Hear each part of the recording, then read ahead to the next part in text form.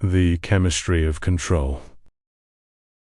You think you're in control of yourself because you understand what's happening, but the brain doesn't live in words. The brain lives in signals. And here's the uncomfortable truth. You can know there's no danger and still feel fear as if the predator is already behind you. You can know it's just a movie, and your body will still release hormones as if your life is truly at stake. If you don't understand this mechanism, you can be controlled through images, thoughts, people, and illusions. If you do understand it, you begin to build yourself as a system. Today is the foundation, the axioms and core principles of HNT, hormonal neurotransmitter theory. Without this, the next videos will be something you listen to but won't be able to use. Every system stands on axioms. Any real discipline is built on assumptions, not opinions, assumptions. Physics has axioms. Mathematics has axioms. Even fighting has axioms. Distance, timing, leverage. If you don't understand the axioms, you can memorize techniques, but you won't understand why they work, and you won't be able to apply them under pressure. The same is true for self-regulation. You don't control your hormones. You learn the rules the system already follows, and you stop fighting the machine. You stop forcing, and you start designing. The brain does not distinguish reality from imagination. This is the first pillar. Your brain and regulatory systems do not reliably distinguish reality from imagination. They distinguish intensity. They distinguish believability. They distinguish emotional realism. But the signal pathway is the same. That means the metabolic corrections the brain makes during real-life stress, watching movies, dreaming at night, reliving memories, imagining the future can be biologically similar. And now you understand something terrifying. You can be harmed by something that isn't physically happening if your brain treats it as real. A horror movie is a perfect example. You know with absolute certainty you're safe.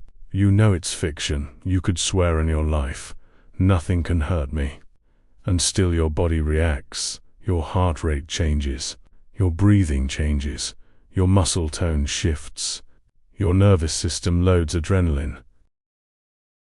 Because the body doesn't respond to truth. It responds to signal patterns that historically predicted survival or death. And you can see it even more clearly in children. Children react to words as if words are physical reality. If a parent says, "Eat this, or I'll leave you," or "Eat it for grandma's health," the child often reacts as if the world is collapsing, because for a child, being abandoned is biologically equivalent to dying. Even if the child knows it's manipulation, the body still reacts because the regulatory system is primitive and literal. So when you understand this axiom, you also understand the next one. Your inner world is not harmless. Your inner world is biological input. Your thoughts are not neutral. Your imagination is not entertainment. It is a lever that moves chemistry. And that's why you can build productive rituals, empowering narratives, deliberate mental rehearsal that improve your physiology. But you can also build destructive illusions, obsessive fear scenarios, chronic resentment loops that slowly rot your system from the inside. The body is ancient, the environment is new. Your hormonal and nervous systems were shaped over tens of thousands of years, not in offices, not in cities, not on social media. The system expects movement, sunlight, clear day-night rhythm, small tribe social feedback, real physical effort tied to reward, natural food, direct consequences. But we live in a world of minimal movement, artificial light at night, screens pumping unnatural signals into the brain, constant social comparison, processed food, infinite novelty, endless danger simulation without physical resolution. So your system receives chaos, and the body can only interpret chaos in one language: threat. Because historically, chaotic signals meant unknown situation, unstable tribe, unstable territory, danger. That's why modern people experience chronic anxiety with no clear cause. Their life is not dangerous, but their signal environment is. Civilized behavior is strongest when it's strategic, not forced. Here's a subtle but powerful point. Human strength is not revealed when society suppresses the animal. Strength is revealed when a person consciously understands. Civilized cooperative behavior is the most profitable strategy for survival and long-term power. There's a difference between "I don't steal because I'm scared of punishment" and "I don't steal because I understand what stealing turns me into and what it does to my future." The first is fear. The second is mastery. Fear-based morality produces tension. Understanding-based morality produces stability. And stability is biochemical power. What you understand is not what you feel.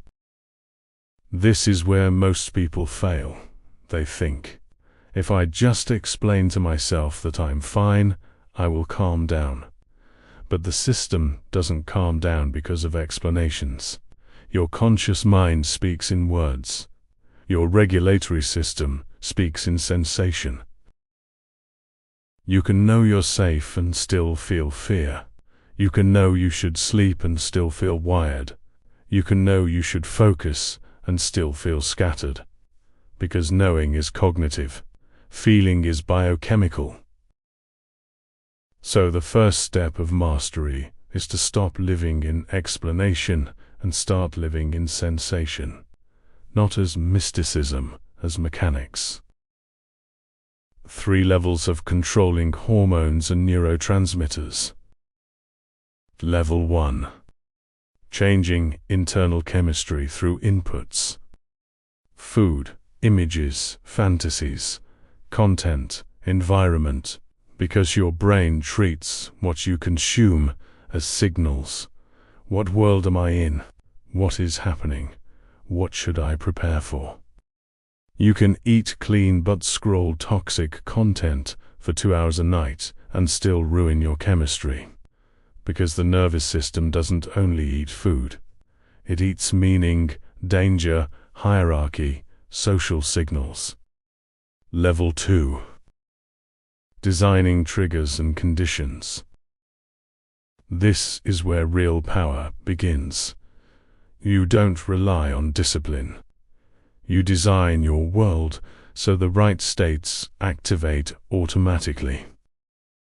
You build triggers for calm, focus, aggression when needed, recovery, confidence, and you remove triggers for anxiety loops, dopamine addiction, chronic adrenaline, resentment. Level 3. Influence through directed thought. This is the high-level mastery, when you can shift states through attention and internal imagery. But here's the truth. Without level 1 and level 2, level 3 becomes delusion. You can't think your way out of a broken baseline. First you build the baseline. Then thought becomes a steering wheel, not a prayer. Hormones reshape the body over time. This is another axiom people underestimate. Hormones and neurotransmitters don't just create moods, they change structure. Chronic irritation in traffic, chronic resentment at home, chronic helplessness from social comparison. Even if it feels psychological, over time it produces real degenerative processes, because the body thinks, this is the world now, and it remodels itself for that world. You cannot live in constant emotional stress and remain physically young. It's like tearing bricks out of your house every day to sell them to buy food. That lifestyle cannot last long. Hormones only work when they bind receptors. This is where the lab worldview collapses. A hormone in blood is not enough. It must interact with receptors. You can have normal levels and still have weak outcomes, because sensitivity is the real currency. This is especially important for sex hormones influenced by binding proteins like HPG, catecholamines, adrenaline, noradrenaline, where receptor sensitivity can be destroyed by drugs or reward abuse. So more hormone is often the wrong goal. A smarter goal is restore sensitivity. Nothing is isolated. The system is either healthy or distorted. There's no single magic switch. Everything connects. If one element is broken, the others compensate, then distort, then collapse. Like a car with a flat tire, you can pretend everything is fine until the rim, suspension, and alignment all fail. Same with the nervous system. That's why symptom hunting is a trap. The job is to find the root cause of the root cause. Sensation equals chemistry. Chemistry equals sensation. Another core principle. Every sensation signals biochemical activity, and biochemical activity produces sensation. The goal is to learn to sense. Fear chemistry, confidence chemistry, recovery chemistry, aggression chemistry, bonding chemistry, reward chemistry. At first it feels vague, but with practice, the mind builds a control panel. And once the panel exists, something incredible happens. By recalling a sensation, you can initiate a state. Not perfectly, not instantly, but enough to begin steering. Triggers, dry runs, and why resisting mid-reaction is damage. Every person has individual triggers, universal triggers. Your job is to identify them. But there's a key rule. Once a reaction is fully launched, resisting it directly is costly. It damages the system. It's often healthier to let the hormonal wave complete and then analyze. How did I end up there? What trigger activated it? How do I prevent it next time? Because fighting the wave inside the wave creates internal civil war. Mirror neurons. You'll become what you watch. This part is brutal, but true. You have internal machinery that can replicate the state of whoever you observe. The longer you observe, the deeper the adaptation. That's how we learn. But it's also how we get infected. If you constantly watch anxious people, cynical people, weak people, chaotic people, you inherit their chemistry, not spiritually, biologically. So content is not entertainment. Content is training. Social dominance is now the main determinant. In nature, hierarchy depended on physical resources, genetics, food, territory. In modern life, many survivor needs are covered. So what dominates now? Social response. How people react to you. How you position yourself. How you're treated. In this world, the social layer can destroy physiology faster than hunger ever could. That's why your circle matters more than your supplements. Synthetic intervention fails long term. The body is not designed for external manual overrides. If you force one element to unnatural extremes, the rest of the system cannot integrate it without damage. Short-term boosts often create long-term collapse. Homeostasis. First you build the baseline, then the baseline builds you. The body loves the known. It will drag you back into familiar baselines. Only when a new pattern becomes undeniable does the system rebuild. So the rule is, first you build a new homeostasis, then it builds your results. First you create the groove, then the groove creates the identity. Bugs. Hormones shape perception, not reality. Final axiom. Hormones and neurotransmitters shape perception. They do not reflect objective reality. That creates space for illusions. Some illusions destroy you. Some illusions empower you. The difference is skill. The question is not, do I have illusions? The question is, am I using them, or are they using me? So this is the foundation, not motivation, not life advice. A model. If you understand these axioms, the next videos become weapons. You stop looking for the miracle pill. You stop patching symptoms. You stop trying to explain yourself into peace. And you start doing what powerful people do. You design the signal environment. You build a baseline. You train sensations. You rebuild receptor sensitivity. You create a new homeostasis. If this video helped you, subscribe now, because we are just getting started.